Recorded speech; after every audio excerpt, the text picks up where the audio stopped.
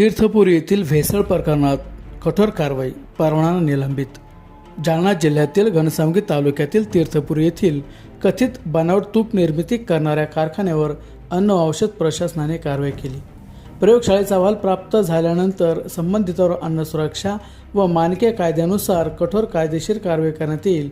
तसेच संबंधित आस्थापनेचा परवाना कायमचा रद्द करण्यात येणार असल्याची माहिती अन्न व औषध प्रशासन मंत्री नरहरी झिरवाळ यांनी दिली. तीर्थपुर येथील मे मुंदळा इंडस्ट्रीज या आस्थापनेत तपासणी दरम्यान तुपामध्ये खाद्यतेल व तुपाचा फ्लेवर असलेले इसेन्स मिळून बनावट तूप तयार करण्यात येत असल्याचे आढळून आले. यावेळी एकूण 8 अन्नपदार्थांचे नमुने विश्लेषणासाठी घेण्यात आले.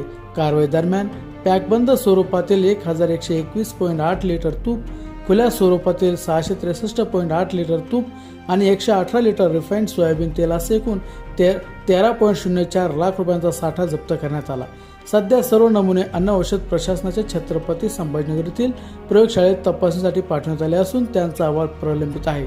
आस्थापनेचा अन्न परवाना निलंबित करून आस्थापना सील केली असल्याचे त्यांनी यावेळी सांगितले.